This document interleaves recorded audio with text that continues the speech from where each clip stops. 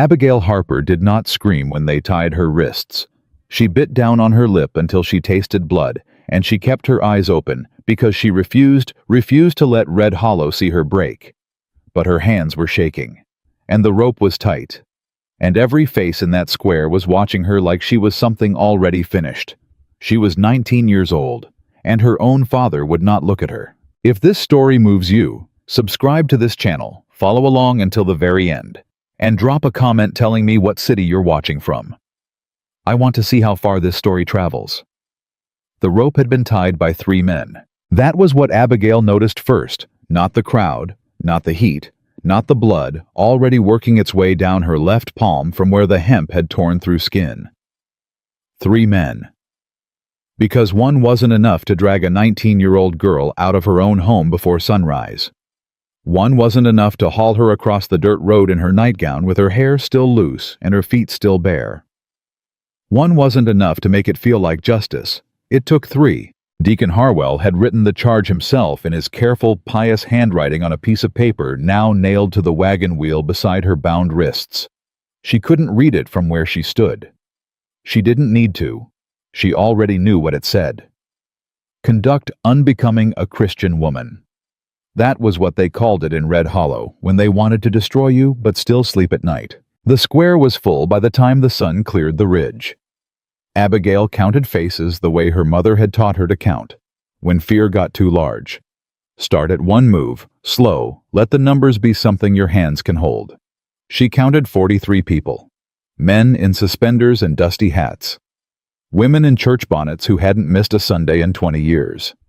Children who had no business being there but whose mothers had brought them anyway because Red Hollow believed in lessons delivered young. 43 people, and not one of them looked away. "You know what you did," Deacon Harwell said from the platform above her. He was a tall man, thin through the chest but loud through the mouth, and he had built his entire reputation in this town on the particular talent of making God sound like a man who enjoyed watching people suffer. "You brought shame into this community. You brought filth under your father's roof, and now the community requires an accounting." Abigail didn't answer. She had decided somewhere between being pulled from her bed and arriving at this wheel that she would not give them her voice. They had taken enough. "Do you have anything to say for yourself?" Harwell asked. Silence. Someone in the crowd laughed short and mean, the kind of laugh that was meant to sound like agreement. "Look at her," a woman said. Abigail recognized the voice without turning. Dorothea Price, preacher's wife. The kind of woman who embroidered Bible verses and then used them like weapons. Not even the dignity to repent. "She's got her mother's pride," another voice added. "Always thought they were better than the rest of us." "The mother's dead," someone said flatly. "The apple didn't fall far." That one landed. Abigail felt it hit somewhere below her ribs, that particular cruelty that mentions the dead to wound the living. She pressed her lips together harder. The rope cut into her wrists when she instinctively tensed her arms. She made herself go still. Don't give them the flinch. Don't give them the tears. Don't give them anything they can use.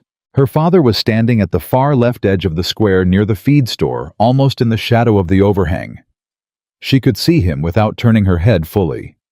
He was wearing his good hat, the brown one he saved for church and funerals, and he had his arms crossed over his chest, and his eyes pointed somewhere at the ground, roughly 12 inches in front of his boots. He was not going to speak. She had known it before they even dragged her out of bed. She had seen it in him for years, the particular shape of a man who had decided that surviving in a town mattered more than standing up in one. He had loved her mother that same way, quietly, carefully, always, with one eye on what Red Hollow would think. And her mother had died anyway.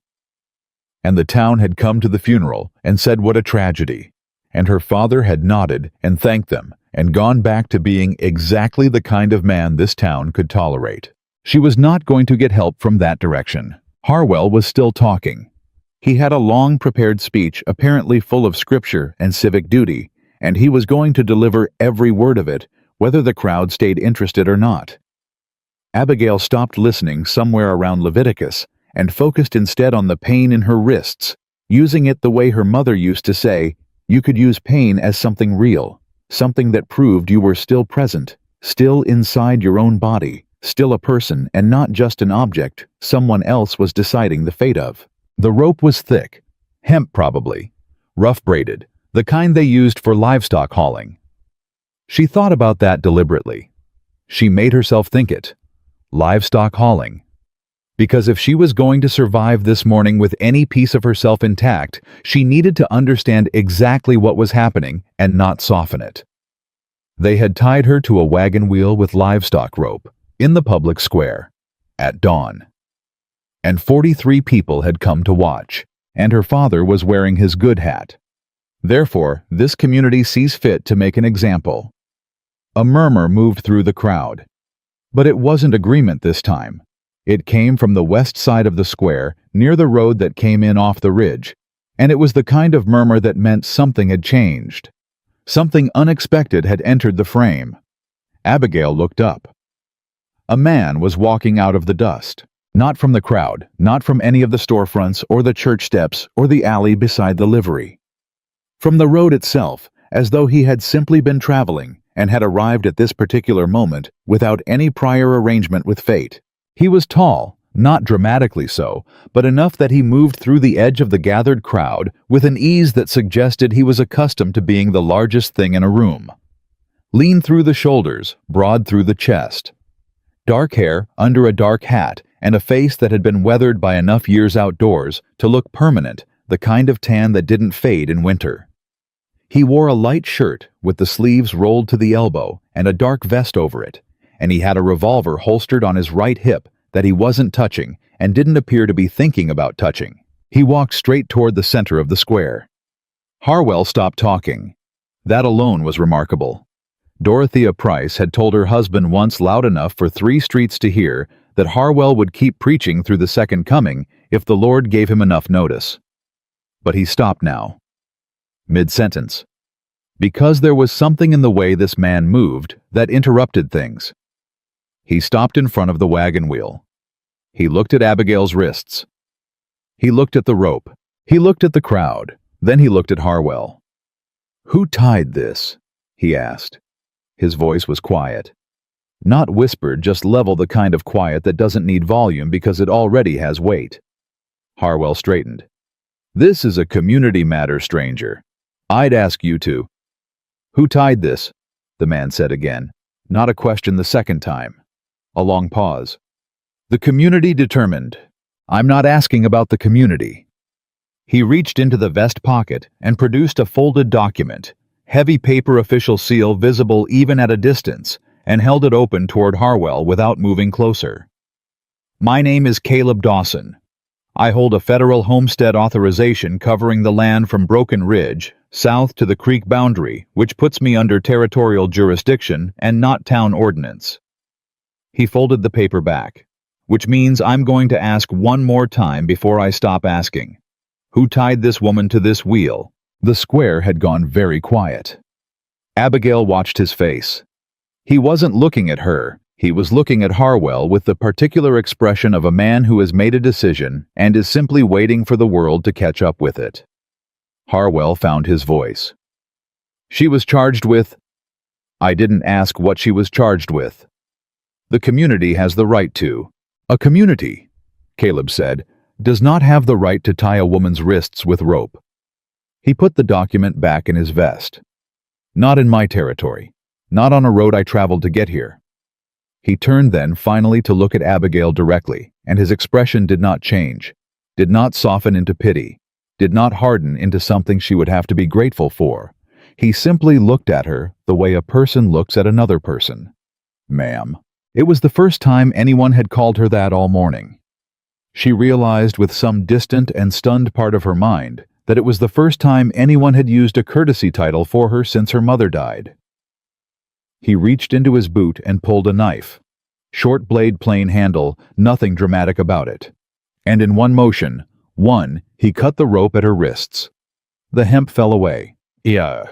Abigail's arms dropped.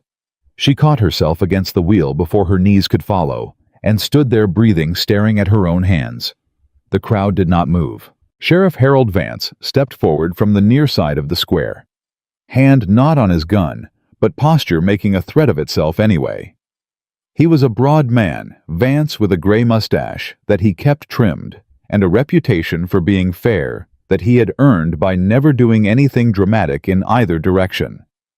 "Mr. Dawson," he said with the kind of measured calm that meant he was deciding things, "I'm going to need you to understand that this matter was handled according to community consensus, and that what you've just done—" "I cut a rope," Caleb said. "You can write that down if you like. You've interfered with a lawful—" "Show me the law." Caleb's voice was still level. "Show me the territorial statute that authorizes a town to bind a woman's wrists to public property for—" He glanced at the paper on the wheel. "Conduct unbecoming. Show me that law, Sheriff, and I'll read it myself." Vance said nothing, because there was no such law. There was only Red Hollow and Red Hollow's long habit of deciding what it wanted and then calling that decision righteous. "I reckon," Caleb said after the silence had made its point, "that you don't have one." He turned back to Abigail. "Can you walk?" he asked. She blinked. Her wrists were bleeding not badly, but steadily thin lines of red across both palms where the rope had done its work. Her feet were still bare on the packed dirt of the square. Her hair was still loose. She was wearing a nightgown that she would have dyed before choosing to leave her house in, and 43 people had watched her stand in it for the better part of an hour. "Yes," she said. Her voice came out steadier than she expected. Something moved across his face, not quite a reaction, more like a notation. As though he'd asked a question and received information he was filing away carefully. "Good," he said. He did not take her arm, did not reach for her hand. He simply turned and began walking toward the west road, the road he had come from at the same unhurried pace he had arrived with the clear assumption that she would follow. Behind her, Harwell found his voice again. "You cannot walk out of this square," he called. "She has not completed her. This is not finished." Abigail Harper put one bare foot in front of the other, then another. The dirt was cold under her feet. The sun was still low, still cutting sideways across the square, and she walked through the beam of it with her bloody hands at her sides and her chin up because she had decided, somewhere between the rope and this moment, that she was not going to hunch, was not going to fold herself small, was not going to give Red Hollow even the shape of a woman breaking. She heard her father's voice somewhere behind her. Just her name, Abigail called out in a register she hadn't heard from him in years. Not commanding, not cold, something closer to afraid. She did not stop.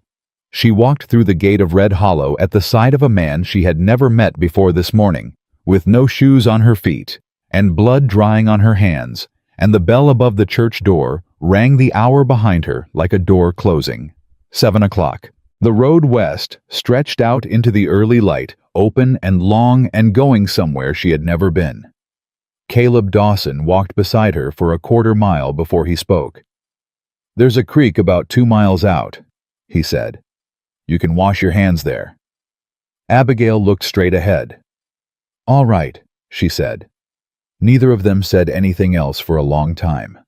The road was quiet. The town behind them was not. She could hear it even at this distance, the low collective sound of 43 people discovering that the morning had not gone the way they planned, that the lesson they had gathered to teach had walked away on its own 2 feet, that Red Hollow's particular brand of righteousness had met something it didn't have a statute for and come up short. She listened to it until the sound dropped below the ridge. Then she listened to the road instead. The creek was where he said it would be cold and clear and running fast over smooth stones. And when she knelt at the edge and put her hands in the water, the sting of it was sharp enough to make her breath catch, but clean. Honest. She looked at the cuts across her palms. They were shallow. They would heal. She had the sudden, fierce, unreasonable conviction that the same might be true of other things. She didn't say that out loud. There was too much she didn't know yet, too much about this man, this road, this strange and awful morning, to say anything that large out loud. But she thought it. She pressed her hands together under the current and felt the cold move through her and thought, They tied me up. I walked away. That happened. That is a thing that happened and cannot be untied.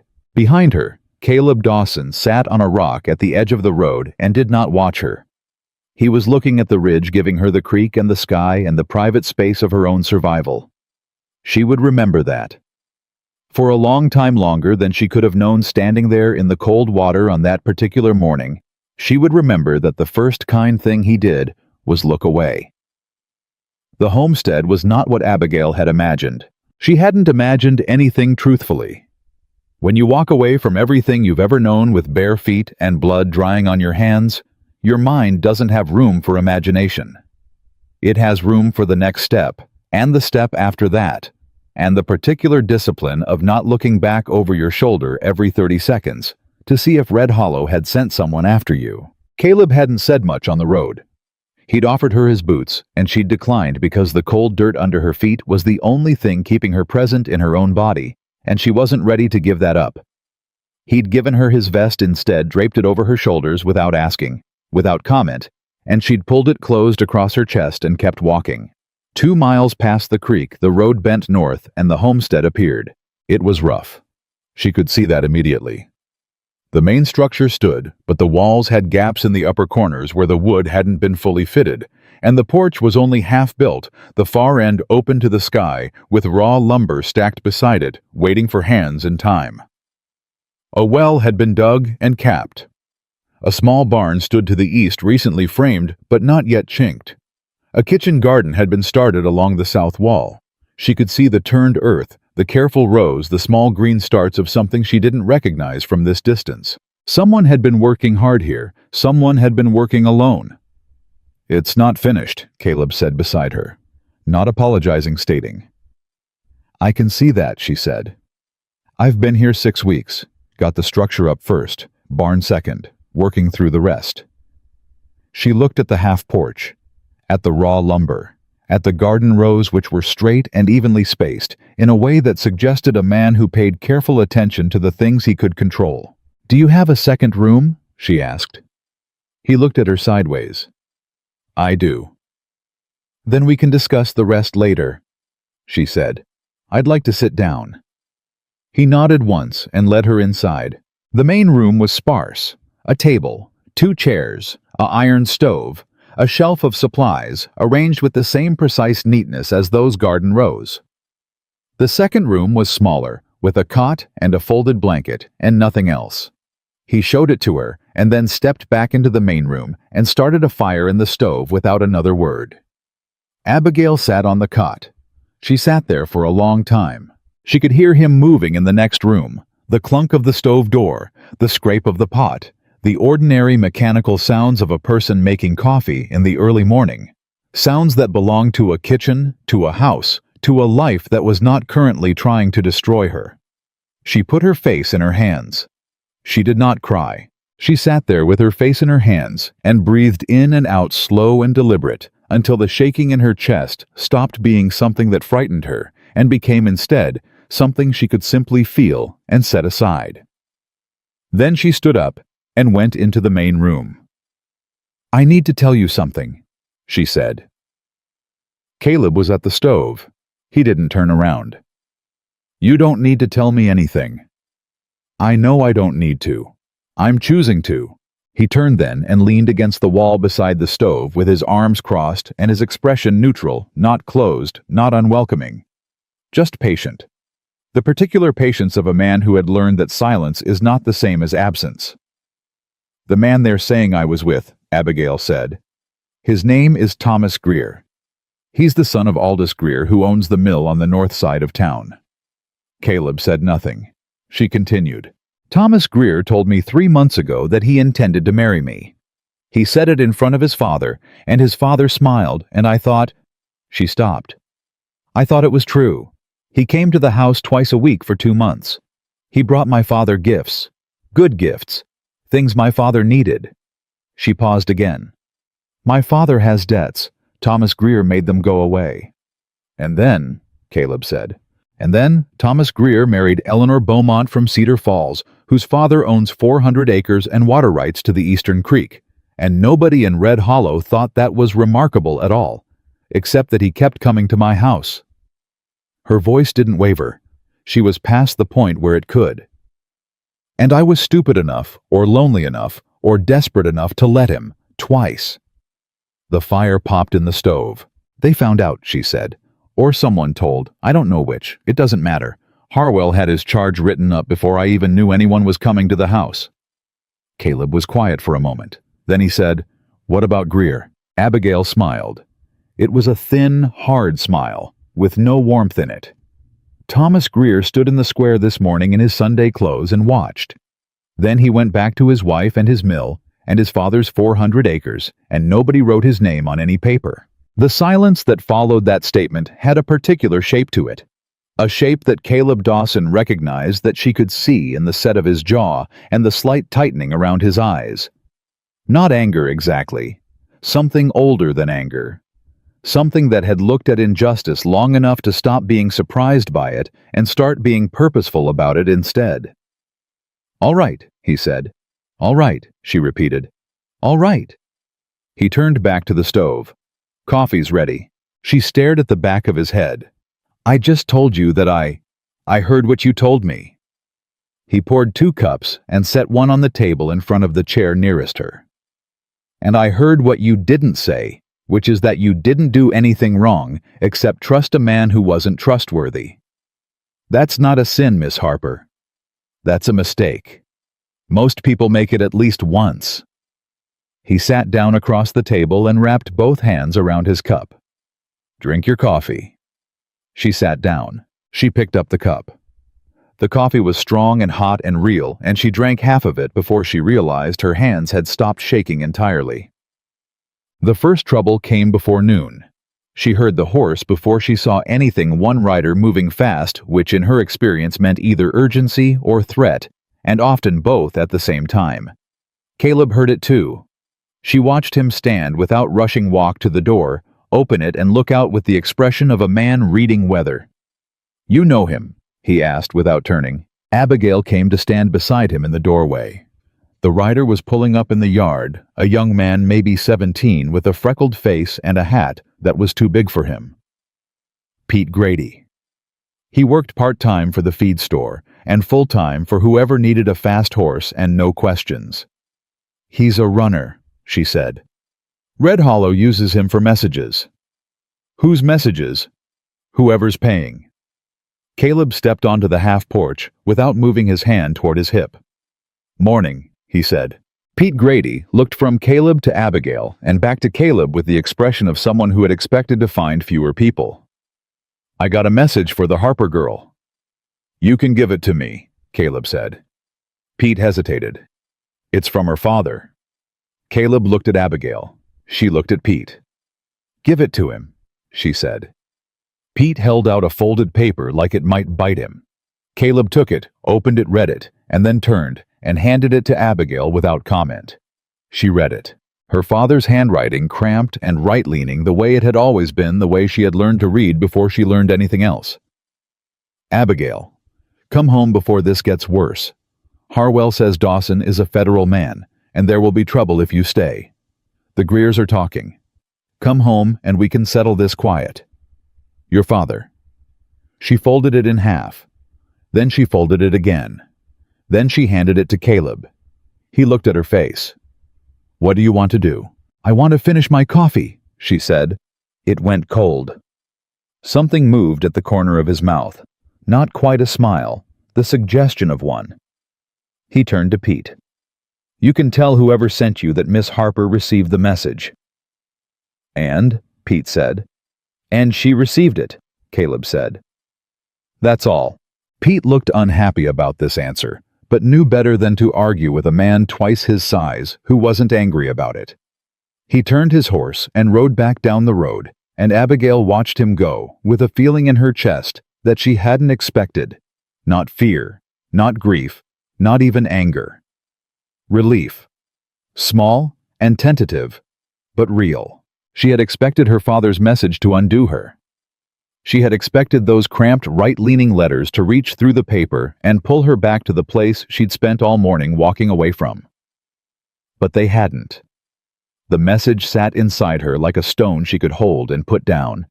And she put it down. The afternoon brought work, which was how Caleb Dawson apparently addressed most situations. He didn't ask her to help. He went back to the porch lumber with the straightforward intention of a man who had a task and was going to do it, and she stood in the doorway and watched him for exactly 3 minutes before she said, "What do you need?" He looked up. "You know how to hold a beam level." "I know how to do a great many things," she said. He handed her the other end of a 12-foot timber, and they worked the porch in silence for 2 hours. And it was in that silence that Abigail Harper began to understand something about this man that no conversation could have taught her. He did not fill silence with noise. He did not explain himself, or justify himself, or perform competence for her benefit. He simply worked with the focused economy of someone for whom usefulness was its own sufficient purpose. She started to breathe differently around 4 in the afternoon, slower, deeper. She didn't notice it consciously. She noticed it the way you notice weather changing only after the fact, only when the air already feels different, and you can't pinpoint the moment it shifted. They had 3 walls of porch framing up when a second rider appeared on the road. This one moved differently than Pete Grady measured pace straight back the studied approach of someone who wanted to arrive without being mistaken for a threat. Sheriff Harold Vance. Caleb set down the hammer. He didn't move toward the visitor, but he didn't step back either. He simply stood at the edge of the half-finished porch and waited. Vance pulled up at the yard's edge and touched his hat brim. "Miss Harper," he said. Courtesy title, she noted. Even Vance was managing that much. "Mr. Dawson." "Sheriff," Caleb said. "I'm not here officially," Vance said. "Meaning this isn't an official visit, and I didn't bring paper." "Then what kind of visit is it?" Caleb asked. "The kind where I tell you that Aldous Greer spent 3 hours in my office this afternoon." Vance looked at Abigail directly. "He's claiming you stole documents from his mill office." The air changed again. Abigail felt it, that particular shift from ordinary tension into something with sharper edges. "What documents?" Caleb asked. "Land survey records," Vance said. "Claims you took them 2 weeks ago during a visit to his property." Abigail's hands went still at her sides. Her voice, when she found it, was very quiet. "2 weeks ago, I went to the mill to collect wages my father was owed for 3 months of hauling contract. Thomas Greer invited me into the office to look over the accounting." She paused. "I didn't take any documents." "That's what I expected you'd say," Vance said. He didn't sound like a man who disbelieved her. He sounded like a man standing in 2 places at once and not comfortable in either one. "Greer's also saying the documents in question are connected to his family's land claim on the Eastern Ridge." Caleb had gone very still. "What land claim?" he said. Vance looked at him carefully. "Greer's been filing for the Eastern Ridge territory for 2 years. Says it overlaps with your homestead authorization." A beat. Then another. Caleb said, "That's not possible. The federal authorization is clear." "The federal authorization is dated," Vance said. "Greer's got a territorial survey that's more recent. That's what he says is missing." The 3 of them stood in the late afternoon quiet, and the implications settled like sediment in still water, slow-layered building into something solid. Abigail understood it before she could articulate it. They hadn't tied her to that wagon wheel over morality. The morality was the cover. The performance for the crowd, the righteous language, the scripture, and the civic duty. All of it, every bit of it, was a mechanism to get her out of the picture before she could talk to anyone about what she'd seen in that office 2 weeks ago. Because she had seen something in that office 2 weeks ago. She hadn't known what it was at the time. She'd been looking at wage records, half distracted, half relieved that the numbers checked out, and her father would get what he was owed. But she'd seen the papers on the edge of Thomas Greer's desk, the survey maps, the territorial filing stamps, the particular layout of a document she recognized because her mother's brother had been a county surveyor, and she'd grown up watching him work. She had seen those documents. She had not taken them, but she had read them. "Mr. Dawson," she said. Her voice was careful and deliberate. "The Eastern Ridge. What does your homestead authorization cover exactly? He turned to look at her, and she saw in his face that he was already there, already in the same place she'd just arrived. Creek boundary south, he said, and east along the ridge line to the old marker stones. Greer's survey, she said. If it's real, if there is a real survey, what does it claim? Caleb looked at Vance. Vance said, ridgeline and water rights both, if it holds. It doesn't hold? Abigail said. Both men looked at her. She kept her voice level. Because the marker stones Caleb mentioned the old ones along the eastern ridge. Those are original federal placement. From the Territorial Survey of 1867, which means any subsequent filing that conflicts with them is either fraudulent or it relies on those markers having been moved. She paused. And if someone moved federal boundary markers, that's not a land dispute. That's a federal crime. The silence was a different kind now. How do you know that? Caleb said. My uncle was a surveyor, she said. I learned to read maps before I learned to read much else. Vance cleared his throat. Miss Harper, I need to ask you plainly. When you were in that office, did you see the survey documents? She met his eyes. I saw them, she said. And the boundary line on Greer's filing doesn't match the 1867 federal markers. I noticed it at the time, but I didn't know why it mattered. She paused. I know why it matters now. Another silence. Vance rubbed his hand across his jaw. He was a man, she thought, who had always managed to be fair by never having to choose between fair and convenient.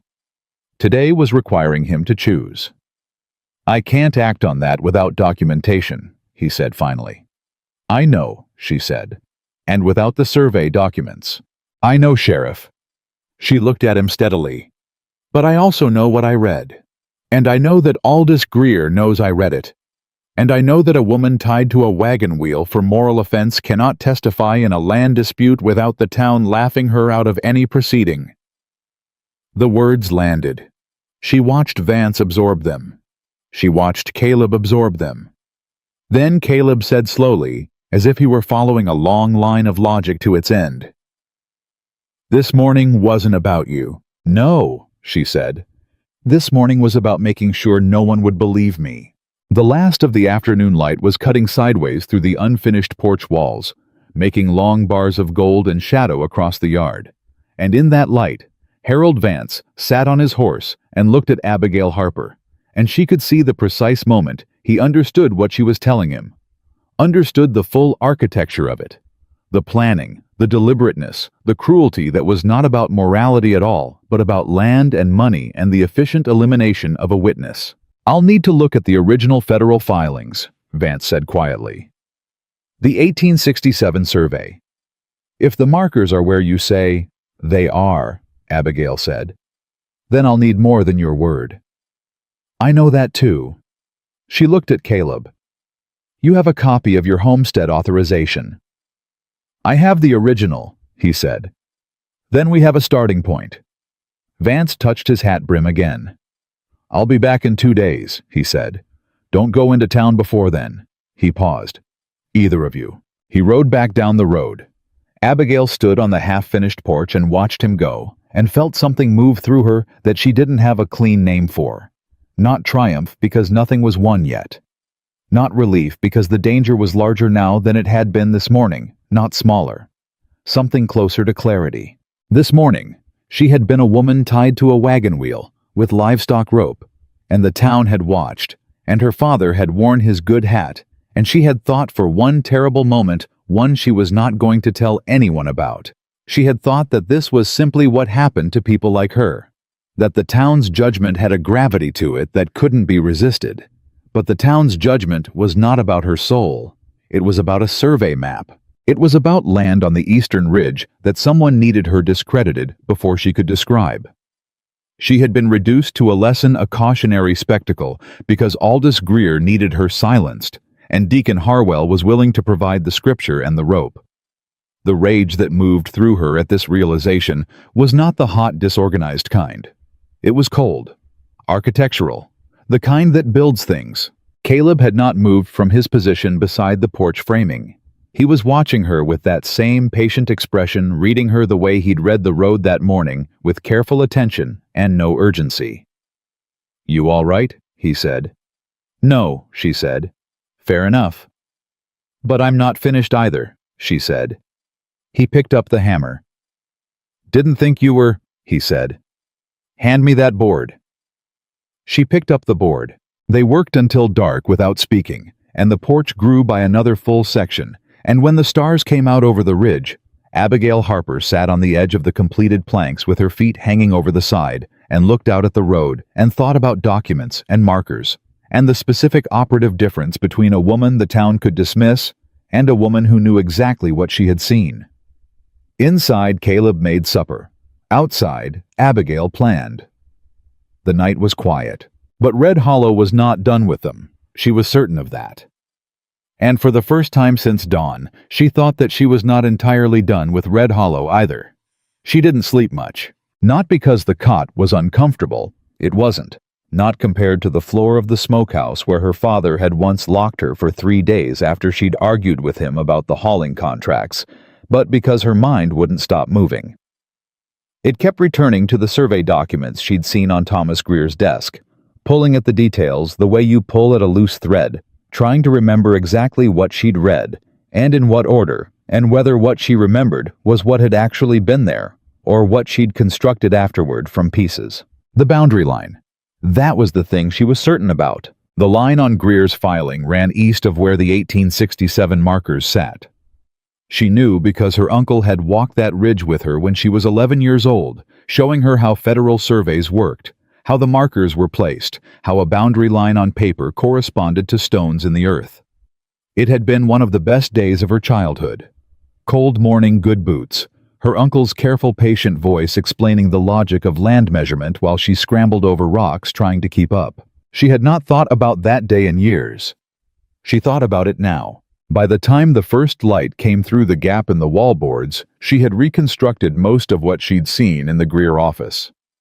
Not perfectly, she didn't trust perfect memory. Her uncle had taught her that too, but well enough.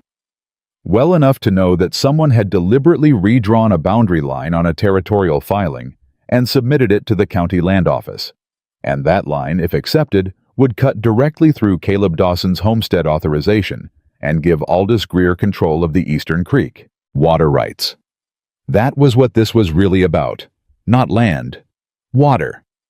The Eastern Creek fed 3 properties on its way south, and whoever controlled the ridge controlled the creek, and whoever controlled the creek controlled whether those properties survived a dry year or didn't. She got up before Caleb was moving and sat at the table in the main room, and found a piece of paper in the shelf supplies and a pencil stub and began to draw from memory.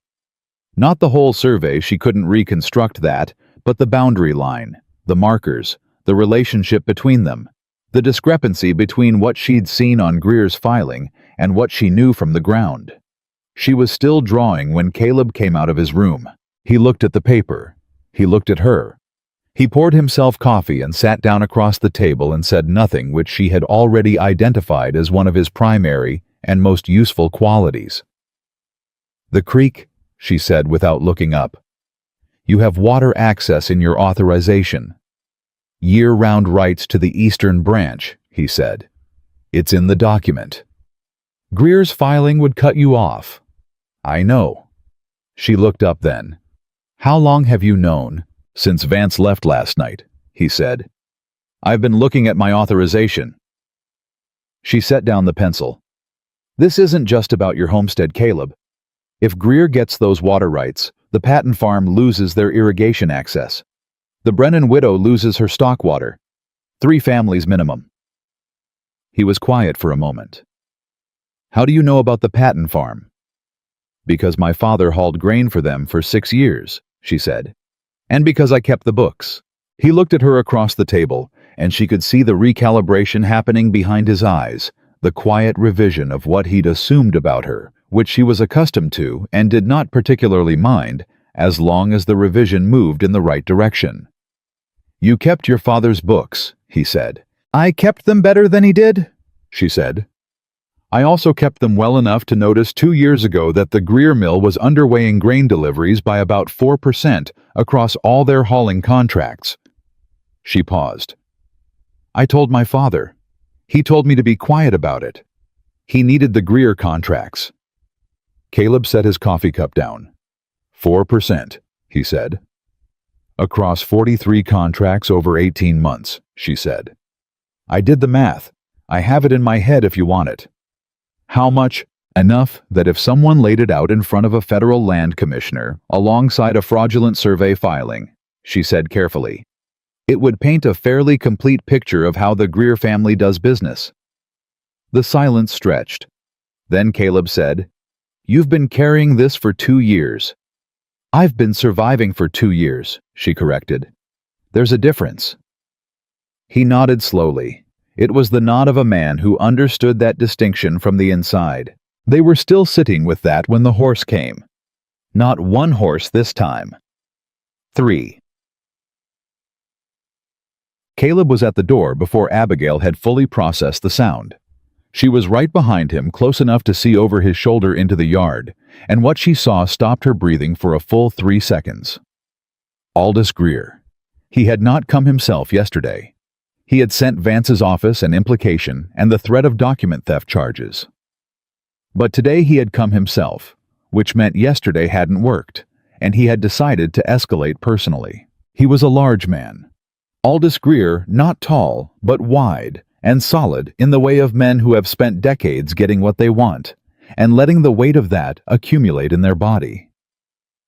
He was 60, maybe 62, with silver hair and a good coat, and the particular expression of a man who had never in his adult life been made to wait for anything. Beside him rode Thomas. Abigail's hands went flat against the doorframe. She had not expected Thomas. She had prepared herself sometime in the small hours of the night for Aldous for his money, and his lawyers, and his territorial connections. She had not prepared herself for Thomas Greer in his good coat on his good horse, with his face arranged in the careful neutral expression of a man who had decided to feel nothing about what he'd done to her. The third rider was a man she didn't recognize.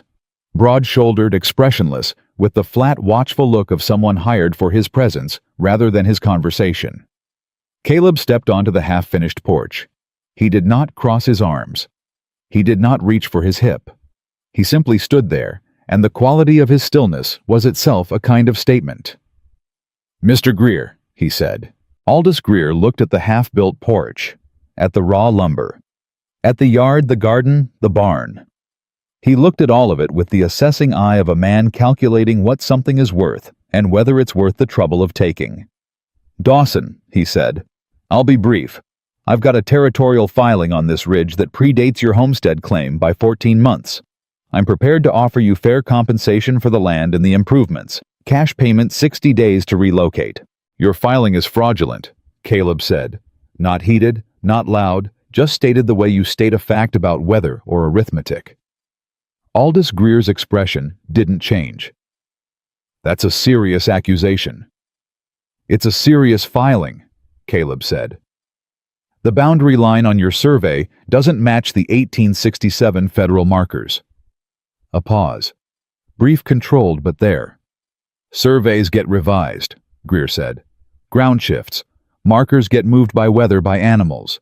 The territorial office accepted our filing. I'd like to see the acceptance documentation, Caleb said. If you've got it? Greer smiled. It was the smile of a man who had been playing this particular game longer than Caleb had been alive. My attorney will be in contact with the Territorial Commissioner's office next week. I'd recommend you have your own paperwork in order. He paused. And I'd recommend you think carefully about who you're allowing on your property. Some associations carry a cost. His eyes moved deliberately pointedly to the doorway where Abigail stood. She stepped forward onto the porch before she'd consciously decided to. Mr. Greer, she said. Something shifted in his face. Very small, very fast, gone before most people would have caught it. But she caught it, because she was looking for it. Miss Harper, he said. His voice had the particular gentleness of a man who has decided that condescension is safer than confrontation. I understand you've had a difficult morning yesterday. This is no place for you. I'm finding it suits me, she said. Thomas Greer had not looked at her directly since they arrived. He was looking at the barn, at the ridge, at the sky, at every piece of geography that was not Abigail Harper's face. She looked at him directly. "Thomas," she said. He looked at her then. He had to. And what she saw in his face was not what she'd expected. She'd expected guilt or defiance, or the polished blankness of a man who'd made a calculation and stuck to it. What she saw instead was something that looked briefly and uncomfortably like fear. Not fear of her. Fear of what she knew. She filed that away. "My father's hauling contracts," she said, keeping her voice conversational, as though they were discussing something ordinary. 43 contracts over 18 months. The grain weights were consistently short, about 4%. She watched his face. "I kept those numbers, Thomas, very carefully." Aldous Greer's pleasant expression did not change, but the hired man's horse shifted, and Greer's hand moved just slightly, and the horse steadied. He was controlling more than his own reaction. "I don't know what you think you saw," Greer said. "I know what I saw," Abigail said. "I also know what I read in your son's office 2 weeks ago." "You were there at Thomas's invitation," Greer said, "to review a personal accounting matter. Nothing you may have seen in that office is relevant to the boundary line on your territorial survey," she said, "runs 40 feet east of the 1867 federal markers on the ridge. I know because I walked that ridge with my uncle when I was 11 years old, and he showed me every stone." She let that land. "A fraudulent survey filing with the territorial commissioner is a federal offense, Mr. Greer. So is moving federal boundary markers." The yard was absolutely silent. Even the horses had stopped moving. Aldous Greer looked at her for a long moment. The full weight of his 60-some years and his money and his patience all pointed directly at her, and she looked back and did not move. Then he said very quietly, "Your reputation in this county is not what it was yesterday morning, Miss Harper." "No," she agreed. "It's not. Because you made sure of that." Something broke open in the air between them. Not loudly. Almost gently. The way ice breaks in spring, the sound of something that was always going to give way, finally giving way. "I beg your pardon," Greer said. "The wagon wheel," she said. "Deacon Harwell and his charge of conduct unbecoming. The rope." She kept her voice level and precise like a woman reading a column of numbers. "That wasn't about my morality, Mr. Greer. That was about making sure that if I ever talked about what I read in your son's office, nobody would listen to a disgraced woman." She paused. "It was a good plan. It almost worked." Thomas made a sound, not quite a word, something shorter and more involuntary than that. Caleb had not moved. He was standing 2 feet to her left, and she could feel the quality of his attention, the way you feel heat from a stove, steady directional present without being intrusive. "You have no proof of any of that," Greer said. His voice was still controlled, still the voice of a man accustomed to winning. "Not yet," she said. "But Sheriff Vance is looking at the original 1867 federal survey records, and I have 18 months of hauling contract numbers in my head." She looked at him steadily. "And your son knows what I saw on that desk. Don't you, Thomas?" Thomas Greer finally looked directly at her, and in that look was everything she needed to know about how this was going to end. Not today. Not this morning, in this yard with these horses and this hired man and his father's money. But eventually. Eventually, Thomas Greer was not going to hold. Aldous Greer gathered his reins. "I'll be speaking with the territorial commissioner," he said, "and with Deacon Harwell, and with everyone in Red Hollow who has an interest in seeing this county's land rights properly established." He looked at Caleb. "You have 60 days, Mr. Dawson. After that, my attorney will be handling this." He turned his horse. Thomas followed without another word. The hired man went last, and he looked back once, a long measuring look, before the road took them out of sight. Abigail stood on the half-built porch and breathed. "You all right?" Caleb said. "Same question as yesterday, same voice." "I told him we didn't have proof," she said. "I heard." "We need proof." I know. She turned to look at him. The Federal Land Office. Where is it? Territorial Capital. 3 days' ride. And the original 1867 survey records. Should be there. He looked at her. Should be. I need to get to those records before Greer's attorney does, she said. If someone gets to them first and the documents go missing. They won't go missing, Caleb said. Federal records are copied. 2 offices minimum. She felt something loosen slightly in her chest. You know federal land law. I spent 4 years as a Union scout reading territorial maps, he said. You learn the law or you lose the land. She nodded slowly. Her mind was already moving through the sequence of steps, the order of operations, the specific things that needed to happen, and the order they needed to happen in. She realized, doing what she had always done with the account books, finding the error in the column, tracing it back to its source, determining what had to be corrected and in what order. She was good at this. She had always been good at this. Red Hollow had spent years making her feel small for it. I need paper, she said. More than that stub. And I need to write down everything I remember about those documents before any more time passes and the details start blurring. Caleb went inside and came back with a full sheet and a proper pen and an inkpot. She sat down on the porch edge and started writing. She wrote for an hour. Dates, figures, boundary descriptions. The specific language she remembered from the survey header. The discrepancy in the eastern line, the grain weight records going back 18 months. She wrote it all down in the tight, precise handwriting her mother had taught her, the kind that fit a lot of information into a small space and left nothing ambiguous. When she finished, her hand was cramping, and the ink had smudged twice, and the paper was almost full. She looked at what she had. It wasn't a legal document. It wasn't sworn testimony. A judge would call it hearsay, and a Greer attorney would call it the ravings of a disgraced woman, and half of Red Hollow would agree with both characterizations. But it was accurate. Every word of it was accurate, and accuracy she had learned from a lifetime of numbers had a way of surviving. She was handing the papers to Caleb when she heard the third horse of the day. She knew this one before she saw it. Because it was walking slow, the careful, deliberate pace of a man who had spent the whole morning deciding whether to come and was not entirely certain, even now, that he'd decided right. Her father.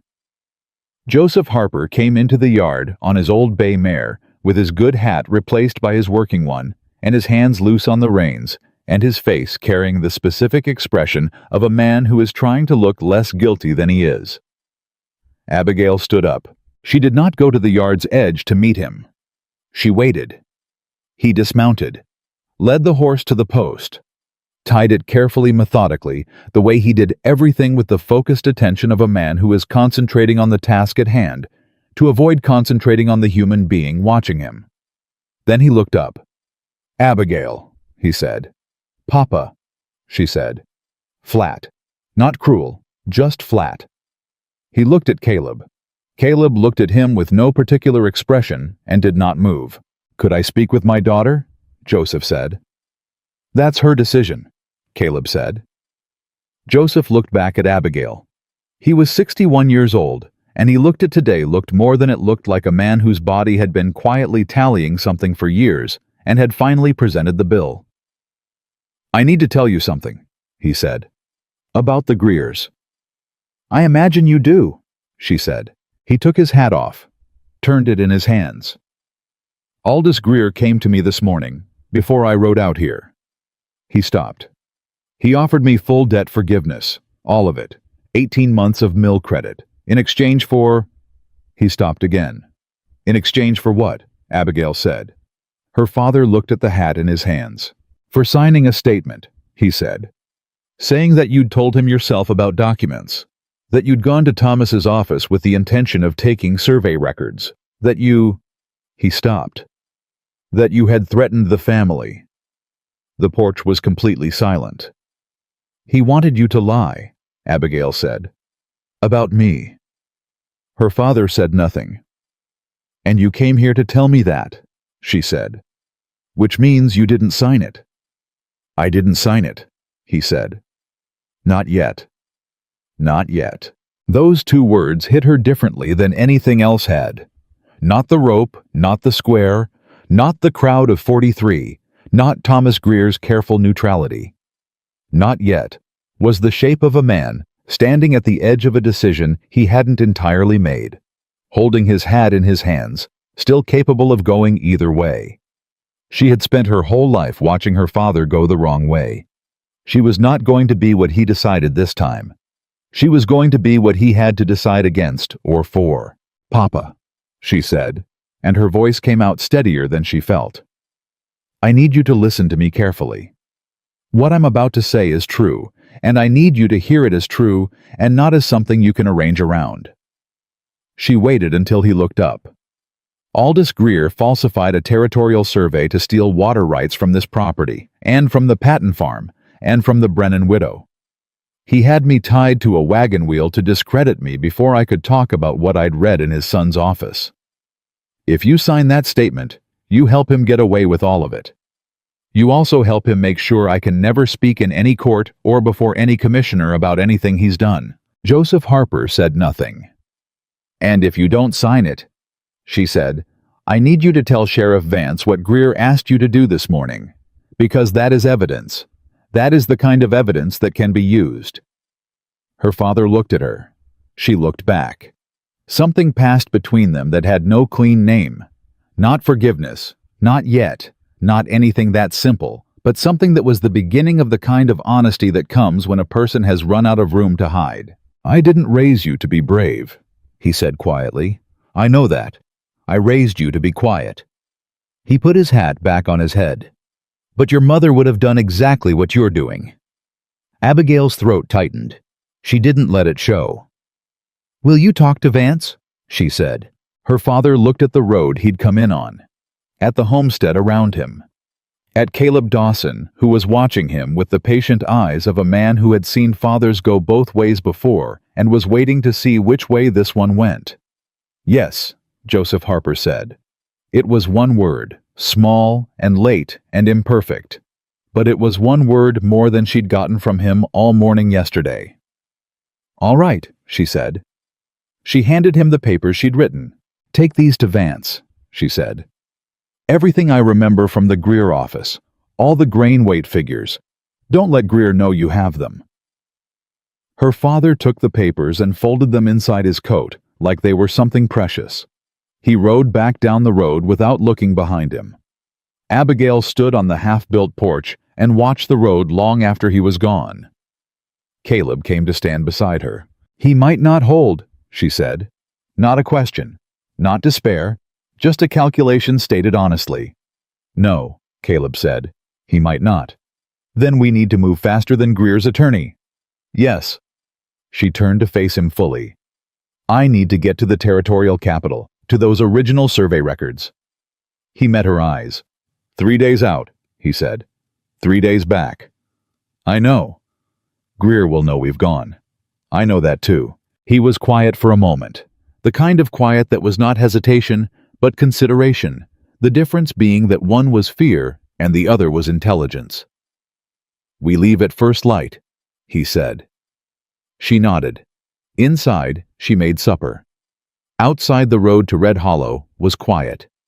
But something had changed in the weight of that quiet, some shift in the pressure of it, the way air changes before weather. The storm was coming. She could feel it in the way the evening settled too still, too deliberate. And for the first time since they'd tied her to that wheel, Abigail Harper was not afraid of the storm. She was ready to walk into it. They left before the sun cleared the ridge. Abigail had packed what she needed the night before the inkpot: 2 fresh sheets of paper, Caleb's homestead authorization wrapped in oilcloth, and the small leather notebook her mother had given her the year before she died, the one she'd been using for account figures and had never thrown away because it still smelled faintly of her mother's cedar chest. She carried it inside her coat now against her chest, the way you carry something you can't afford to lose. Caleb saddled both horses without asking whether she could ride. She could. She'd been riding since she was 7 years old, and she settled into the saddle with the ease of someone who had spent more hours on horseback than in parlors. He noticed. She could tell by the way he didn't comment on it. The road to the territorial capital ran north before it bent west, cutting through hill country that was beautiful in a spare, indifferent way.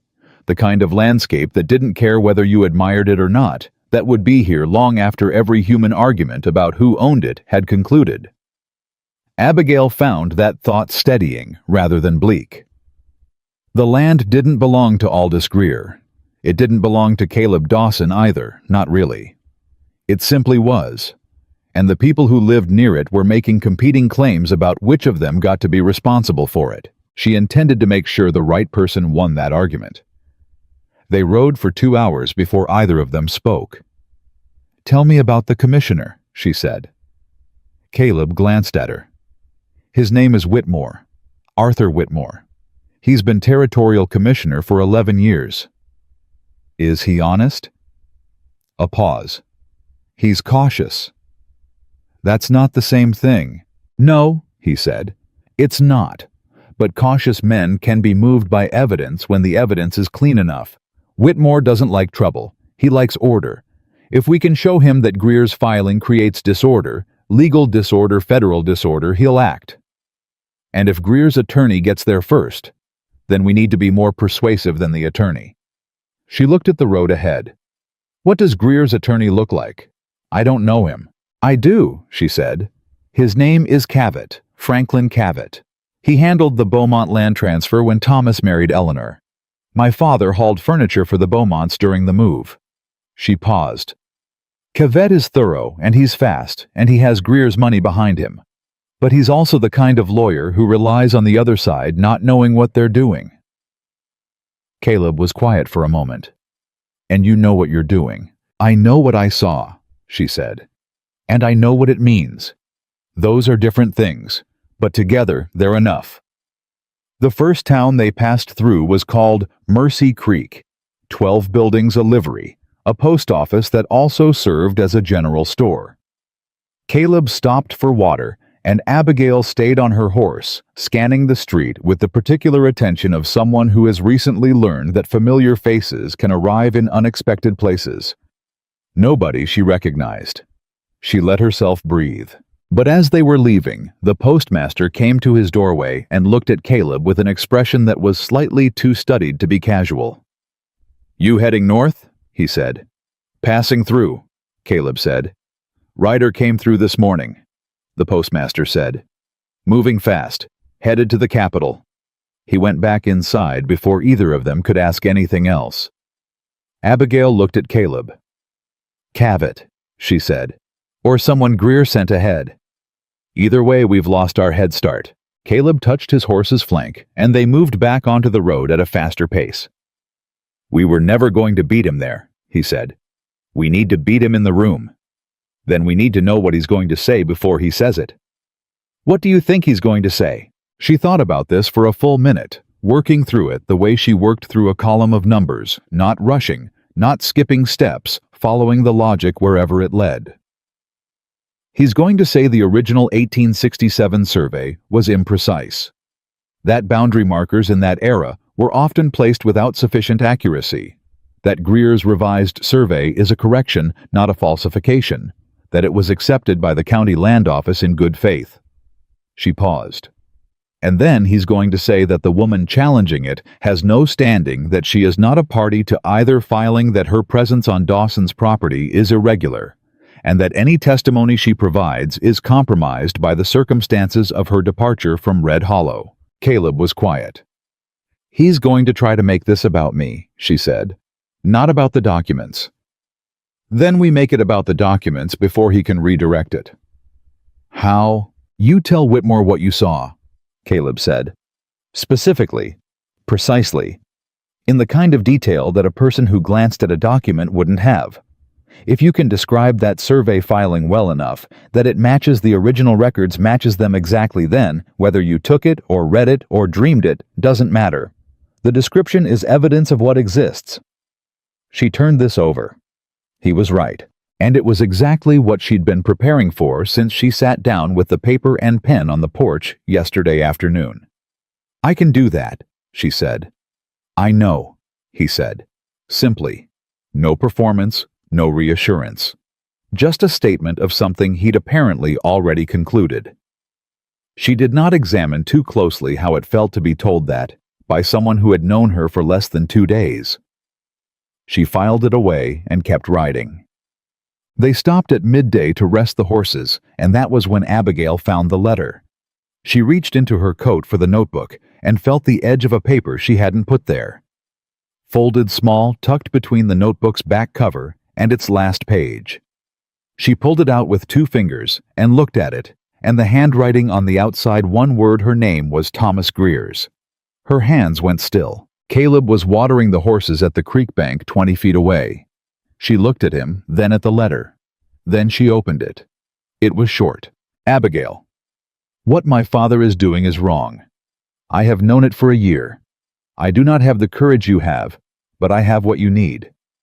In my office, left desk drawer behind the false back, the original survey my father had altered. I did not destroy it. I could not bring myself to destroy it. I do not know if that makes me better or worse than I already am. T. She read it twice. Then she looked at the road behind her. Then she looked at Caleb. Caleb, she said. He turned from the horses. She held up the letter. He read it standing up. His expression didn't change while he read, but when he lowered the paper, his eyes were doing something more active than their usual careful patience. When did he put this in your coat? He said. I don't know. Yesterday, maybe when he was in the yard. I wasn't watching him every second. She thought back. There had been a moment brief while Aldous was talking, when Thomas had moved slightly closer to the porch. She hadn't thought about it. She hadn't been looking at Thomas. He must have managed it somehow. If this is true, Caleb said, the original document is still in his office. If it's true. Do you think it is? She thought about Thomas Greer's face when she'd said his name in the yard. That brief, involuntary flash of fear. Not the fear of being caught, something older and more complicated than that. Yes, she said. I think it is. Caleb handed the letter back. Then we have a problem. We need that document, she said. The commissioner won't act on your description alone, he said. Not against Greer's attorney and Greer's money. He might want to, but he won't. I know. The original survey would be everything, she said. It would be everything. They looked at each other across the distance of their stopped horses, and the creek running cold behind him, and the road to the Capitol running north, and the road back to Red Hollow running south. How long to get back to Red Hollow, she said. If we push 5 hours. Greer's attorney is already ahead of us going north. Yes. If we go back for the document, we lose another full day before we can reach Whitmore. Yes. And Greer will know we've turned back. Probably. She folded Thomas's letter and put it back inside her coat. We split up, she said. Caleb looked at her. You go to the Capitol, she said. You present your homestead authorization. You tell Whitmore there is evidence of survey fraud. You request a delay in any proceedings until the physical documentation can be presented. You're a federal authorization holder. You have standing to request that delay. And you. I go back to Red Hollow. The silence that followed was not the comfortable kind. Abigail, he said. Thomas Greer told me where the document is, she said. I need to go get it. And I need my father to go with me because if I walk into that mill alone and something goes wrong, there's no one to say what happened to me. Your father might not. He said he'd talk to Vance, she said. That means he's chosen. Maybe he'll hold, maybe he won't, but right now is the moment to find out. She met his eyes. I'm not asking for your permission, Caleb. I'm telling you what needs to happen. He was quiet for a long moment. She waited. Thomas Greer, he said finally. If he put that letter in your coat, if he actually did that, then he's either genuinely trying to help, or he's setting you up to walk into his father's mill so Aldous can deal with you somewhere no one is watching. I know, she said. I've been thinking about that since I read it. And I think Thomas Greer is a coward who has been living with guilt for a year and found one small moment of not being a coward, she said. I don't think he's capable of the planning that a trap would require. His father is.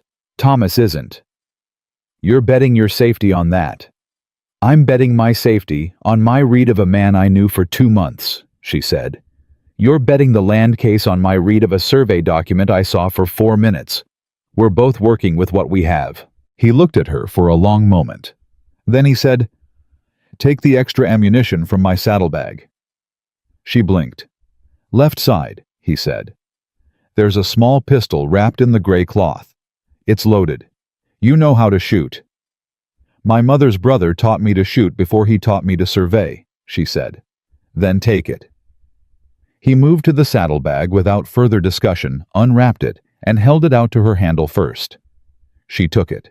Their hands were close for a moment, not touching almost, and she was aware of that proximity in a way she hadn't allowed herself to be aware of anything like it since this whole thing began. She put the pistol inside her coat. "Whitmore," she said. "Tell him the physical evidence is coming. Tell him to wait." "I'll tell him," Caleb said. "Don't let Cavett close anything before I get there." "I won't." She gathered her reins. "Caleb." He looked at her. "Thank you," she said. "For the creek, for the coffee, for looking away." He seemed to understand what she meant by that last part, which she had not expected. Something moved across his face, not the suggestion of a smile this time, but something quieter and more permanent. "Ride fast," he said. She turned south and rode. Ahmed. She made it back to the Homestead Road in under 4 hours, pushing the horse harder than she should have, and not caring. She went to her father's farm first, not to the Harper house itself, but to the small field barn where she knew he'd be working at this hour, the same way he'd been working at this hour every day for 20 years. He was there. He looked up when she came through the door, and his face did several things in rapid succession: relief, then alarm, then something bracing the expression of a man who has spent the last day and a half preparing for a difficult conversation and is not entirely ready, but is going to have it anyway. "I talked to Vance," he said before she could speak. "Yesterday evening. I gave him your papers." "Good," she said. "I need more from you, Papa, right now." She told him about Thomas's letter.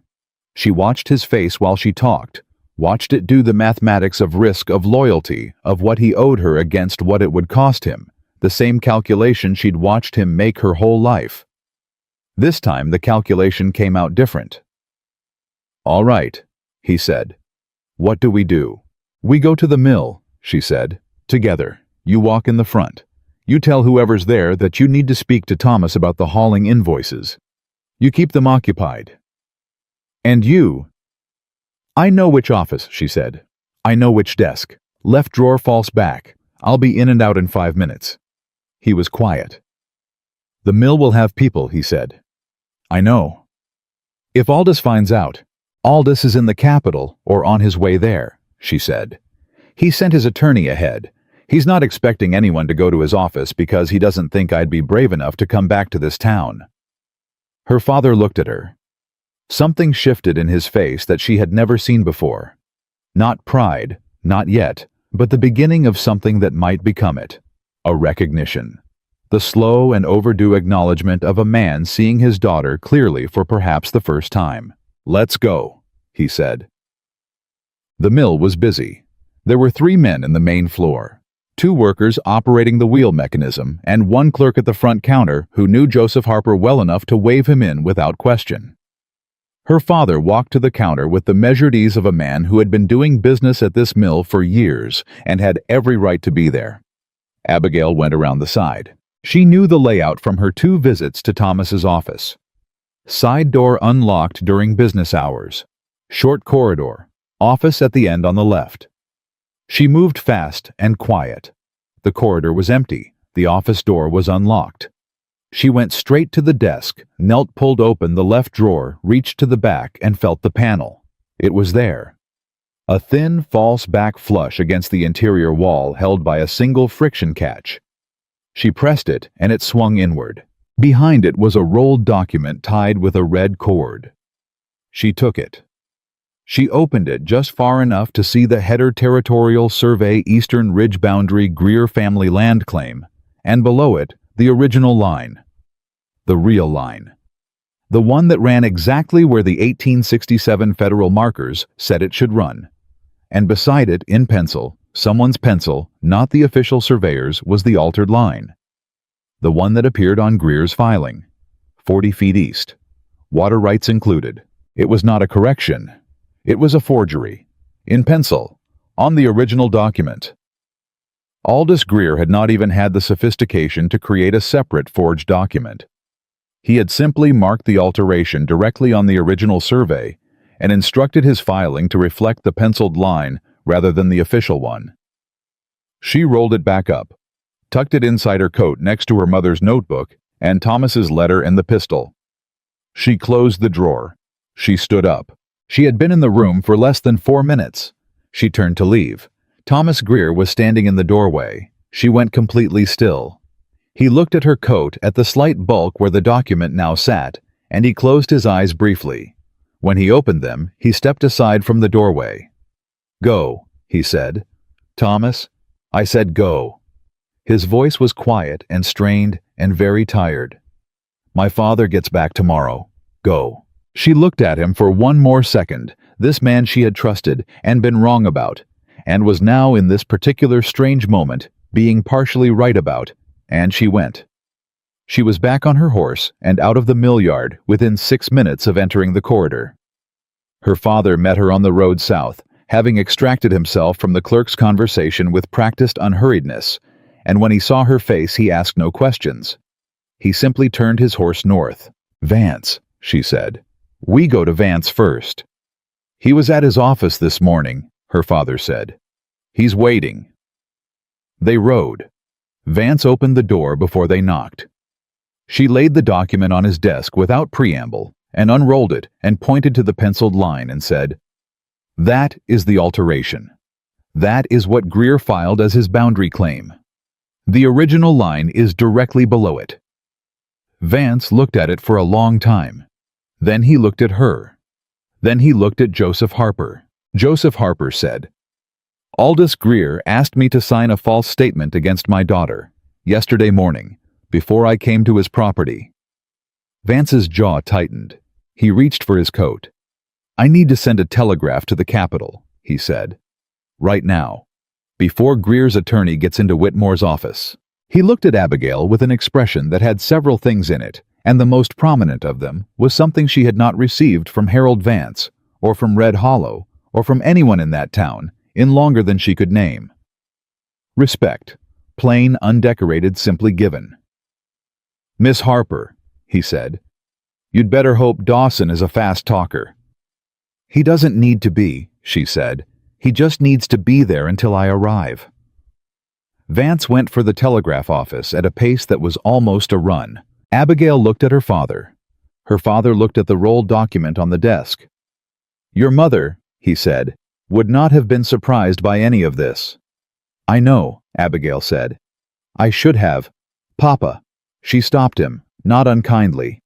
"Not today. We have to ride." He nodded. They rode north. The Capitol was 2 days away, and Caleb was already there, and the document was inside her coat, and Aldous Greer's attorney was somewhere on the same road ahead of them. She did not let herself think about what would happen if they were too late. She thought instead about the pencil line on that survey map, the careless, arrogant pencil line of a man so accustomed to getting what he wanted that he hadn't even bothered to hide what he'd done properly. That line was going to cost him everything. She was going to make certain of it. They rode through the night. Not because it was wise riding unfamiliar hill country in the dark was the kind of decision that got horses lamed and riders thrown, but because there was no alternative that Abigail could live with.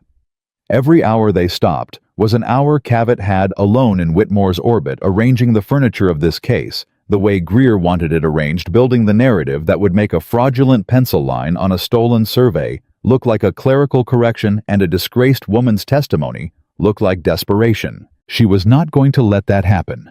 Her father rode beside her without complaint. He was not a young man, and he was not a fast rider, but he kept pace, and he kept quiet, And somewhere around the third hour, when the road bent west and the hill country opened up into flatter ground that was easier to navigate by moonlight, he said, "Tell me what to say when we get there." She looked at him. "Tell the truth." "Which parts?" "All of it," she said. "The debt, the Greer contracts, what Aldous asked you to sign, all of it." He was quiet for a moment. "That makes me look like a fool." "Yes," she said. "It does. Tell it anyway." He nodded slowly. The nod of a man who has been protecting his pride for so long that setting it down feels like losing a limb, but who has finally understood that the limb was already infected and the choice is the limb or the life. She turned back to the road. They reached the capital at mid-morning of the second day, trail-worn and stiff, and smelling of horses and hard travel. Abigail had slept perhaps 3 hours across both nights, catching what she could in short intervals, while her father watched the road. She was running on something beneath exhaustion, some deeper fuel, the kind that burns when everything else is gone and the task is still not finished. She found Caleb in the anteroom outside Whitmore's office. He stood up the moment she came through the door, and the look on his face controlled, contained but alive with something she hadn't seen in him before. Something closer to relief than his usual patience told her before he spoke, that the situation was still open. "He hasn't decided," Caleb said. "Cavett. In with Whitmore right now. Has been for an hour." He looked at her coat. "Did you get it?" She pulled the rolled document from inside her coat and held it up. Something released in Caleb's face, brief, real, gone quickly the way he managed most things that moved him. "Your father came," he said, noting Joseph Harper behind her with neither judgment nor surprise. "He came," she said. "He's going to testify about Greer's request for the false statement." Caleb looked at Joseph. Joseph met his eyes and didn't look away, which Abigail noted and said nothing about. "The telegraph from Vance arrived this morning," Caleb said.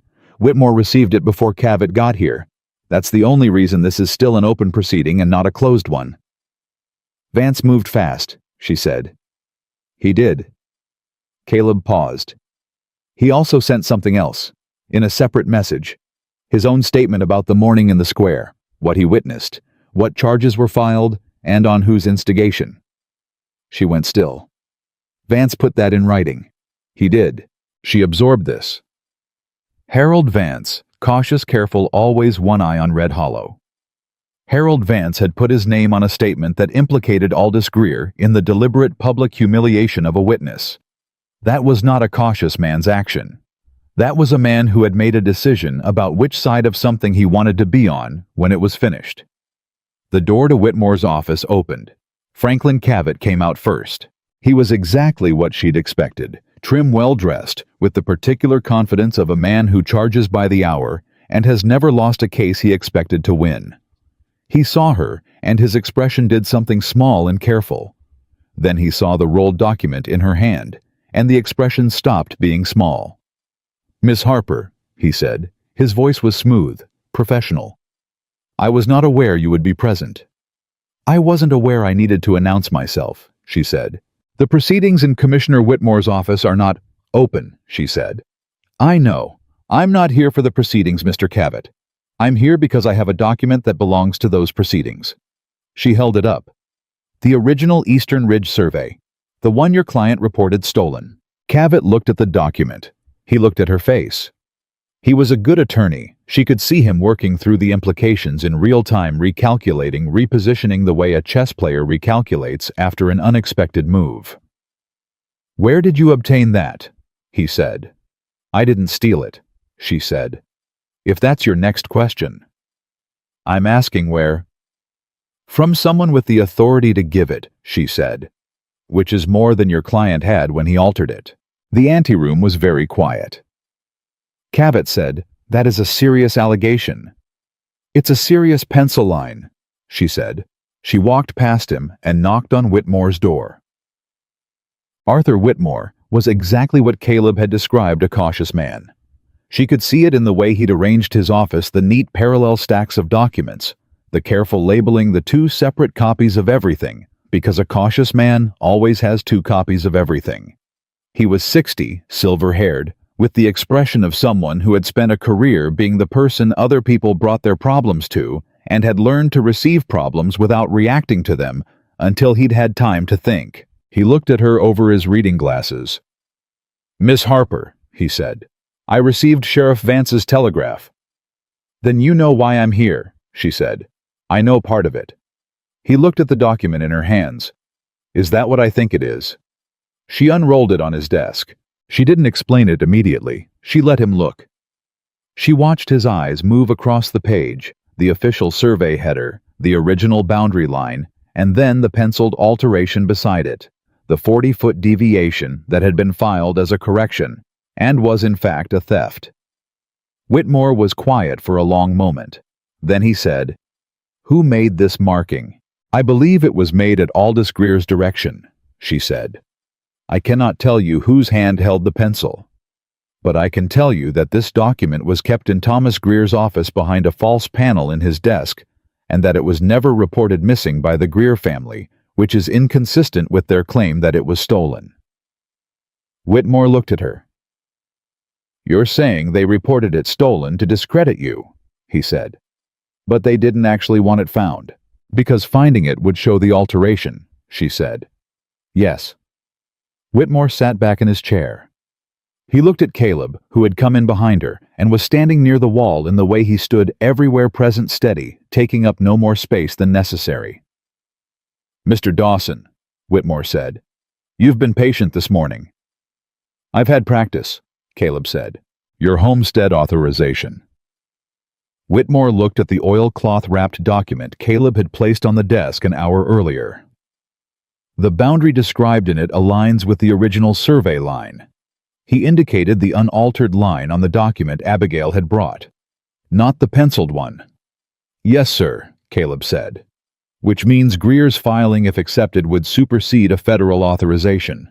"Which is why it was filed," Abigail said. "The homestead authorization blocks his water claim.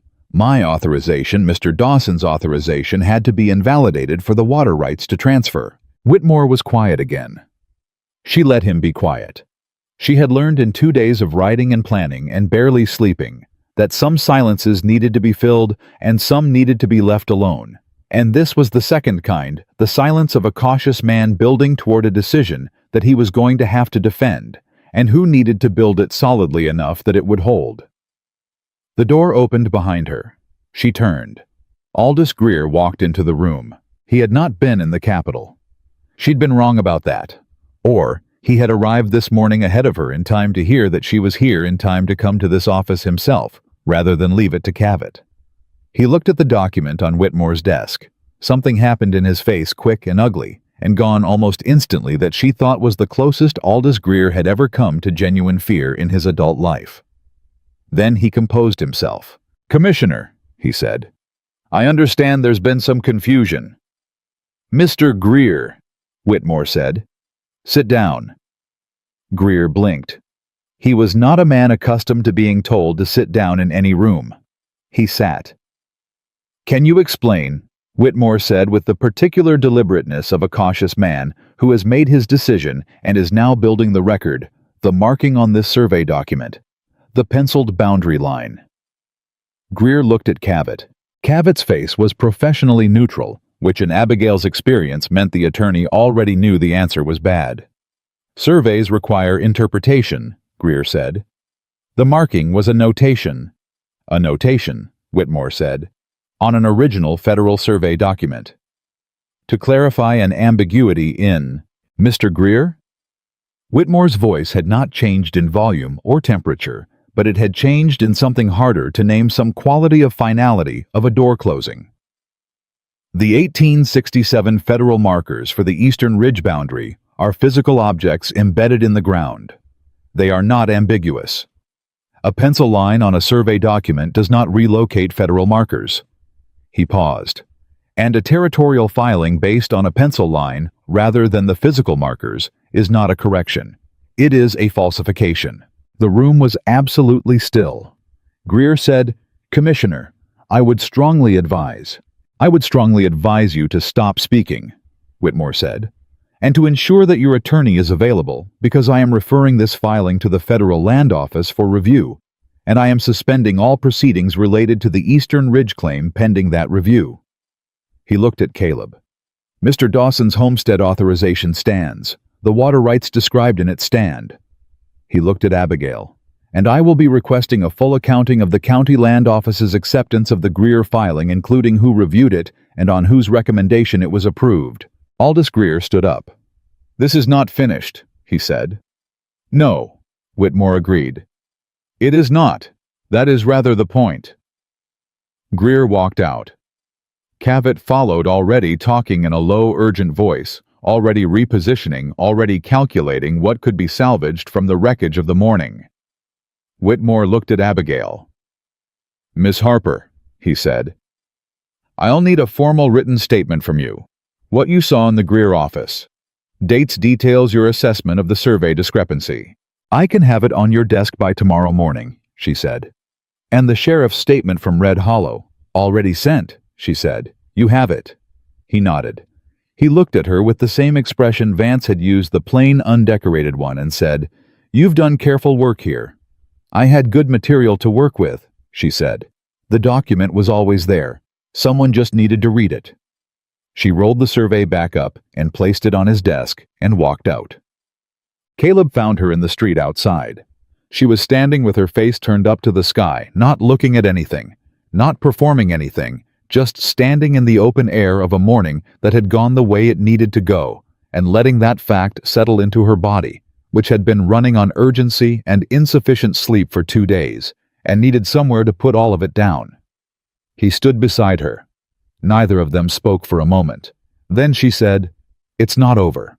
"No," he said. "Federal review. Possibly criminal charges against Greer. The County Land Office investigation." He paused. "Months, maybe more." "I know." She lowered her face from the sky. "But the authorization stands. It stands. And the water rights.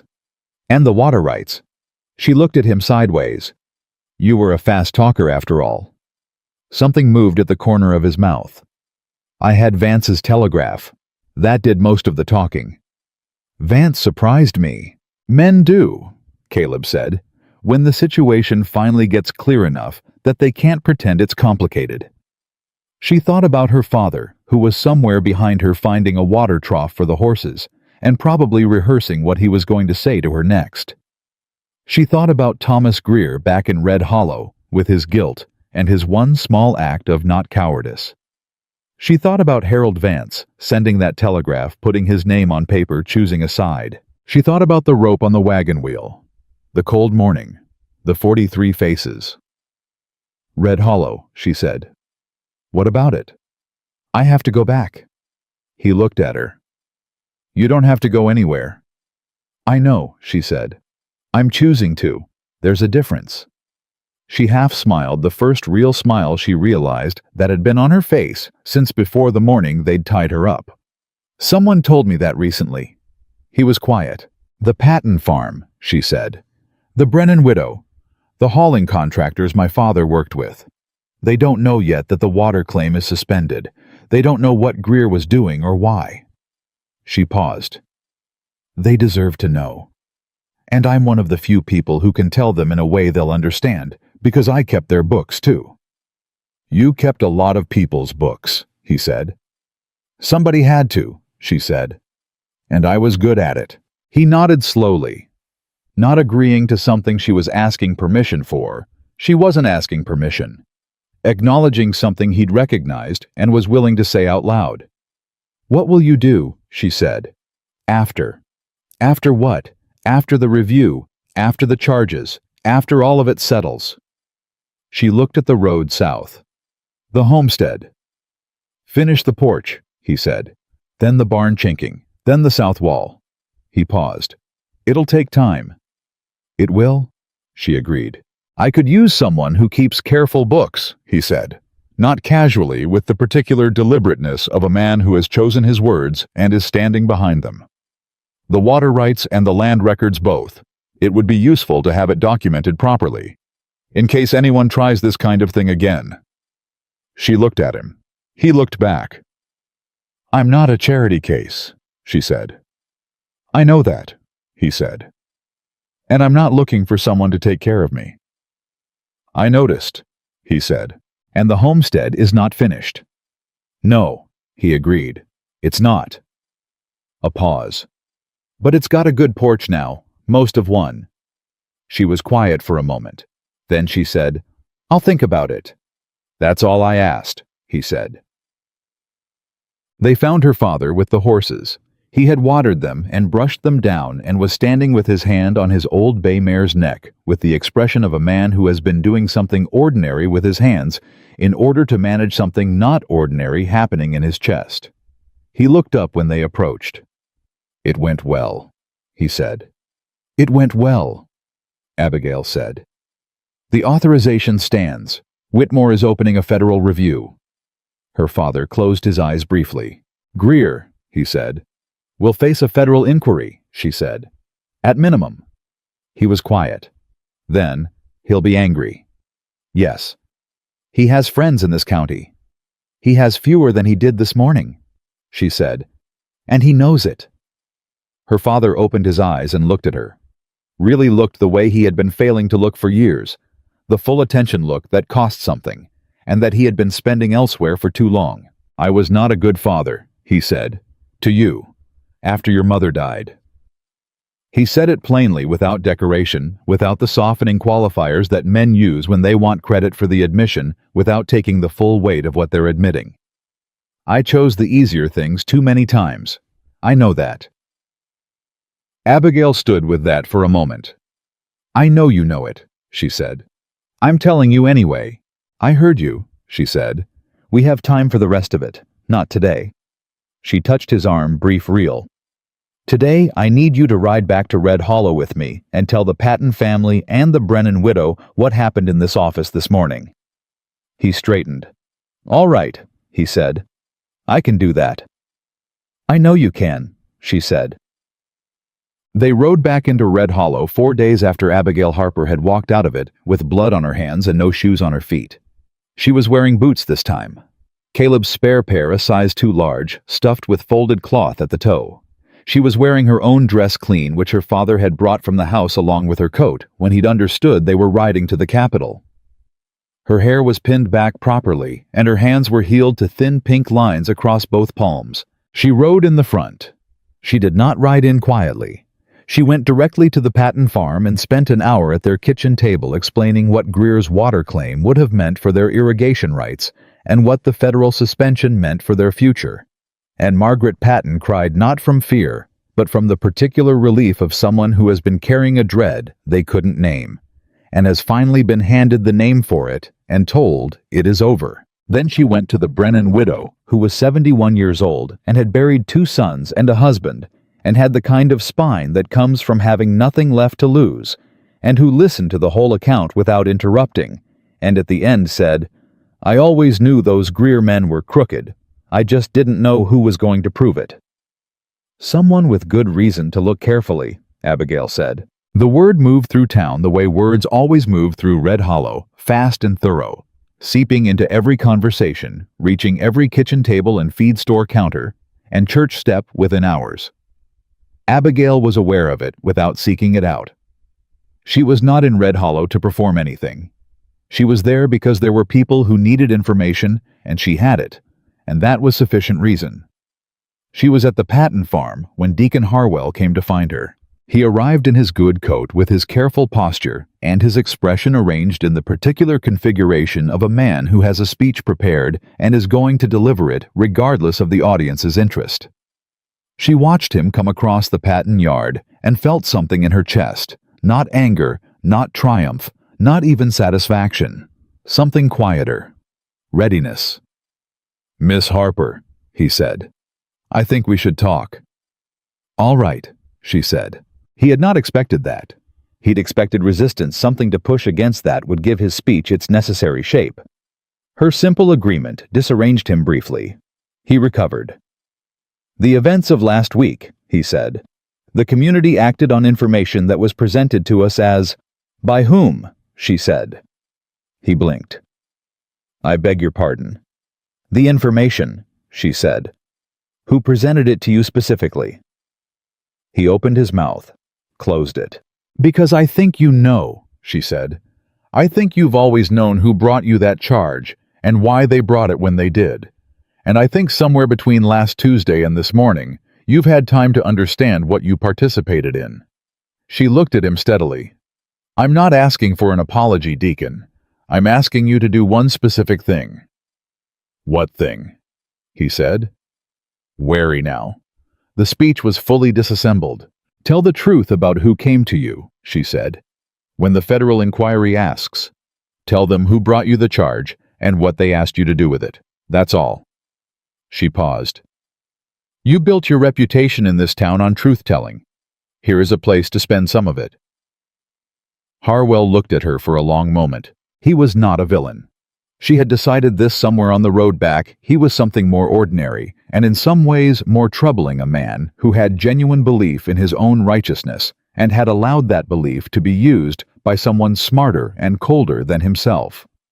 He had held the rope. He had not tied it. It was not a distinction that excused him, but it was one that might make him useful. I'll speak to the inquiry, he said. Quiet, stripped of performance. When it comes. Thank you, she said. He walked back across the yard. She watched him go. She was at the edge of town when she heard it. A sound she had heard before, or almost heard the echo of it in the small hours of the night at the homestead, when she'd sat on the finished porch planks and thought about what came next. A bell. Not the church bell whose voice she knew and associated now with the sound of a door closing behind her. A different bell. Smaller, closer. She turned. A girl was standing at the gate of the Harper property, barefoot, maybe 15, thin and frightened in the particular way of someone who has been frightened for long enough that they've forgotten what it felt like to not be. She was holding something in both hands, a small bundle fabric wrapped around what looked like her entire portable life, and she was looking at Abigail with an expression that was half terror and half the desperate, irrational hope of someone who has heard something and come to find out if it's true. Abigail walked towards her. What's your name? She said. Mary, the girl said. Mary Collins. Her voice was barely above a whisper. They said in town, they said that you went, and you came back, and you... She stopped. I don't know where to go, she said. My father said... She stopped again. They were going to do what they did to you, to me, next Sunday, because I... She couldn't finish it. She didn't need to. Abigail understood the grammar of that sentence without the ending. She held out her hand. Mary Collins looked at it for a moment at the thin pink lines across the palm. The healed marks, the evidence of a rope and a wheel and a morning that had tried to be the end of something and had turned out instead to be the beginning. She took it. Abigail held her hand and said, You can come with me. Where? Mary said. North of the ridge, Abigail said. There's a homestead. It's not finished yet. She paused. But it's got a good porch. She walked Mary Collins out of Red Hollow the same way she had left it on foot, toward the West Road, toward the open country that didn't care who you'd been and only asked what you were going to do next. Behind her on the post at the Harper gate, the small iron bell that her mother had hung there 20 years ago caught the afternoon wind and rang once clear and bright, and carrying the way her mother's voice had always carried further than anyone expected. Not as a summons, not as a warning, as a beginning. Caleb Dawson was waiting at the ridge with both horses. He looked at Mary. He looked at Abigail. He handed Abigail her reins without a word. Then he looked at Mary and said, You know how to ride? Mary shook her head. You'll learn, he said with the matter-of-fact certainty of a man who has decided something and does not find it complicated. It's not hard once you stop being afraid of the height. He lifted her onto his horse and mounted behind her, and they rode north, all three of them, into the late afternoon, away from Red Hollow and its ropes and its righteous faces and its 43 witnesses who had watched and said nothing. They did not look back, because what was behind them was finished, and what was ahead was not yet built, and the work of building it, the porch, the walls. The water records the careful documented truth of who owned what and why it mattered, that work was the only thing worth turning toward. Abigail Harper had been tied to a wagon wheel at dawn and called a lesson. She had decided at some point between the rope and this road that the lesson was real, only not the one Red Hollow intended. The lesson was this, that a woman with a clear memory and a willingness to read what's actually written, who refuses to let shame do someone else's dirty work, who walks toward the thing instead of away from it, that woman cannot be made into a warning. She can only be made into a beginning. And that was exactly what she became.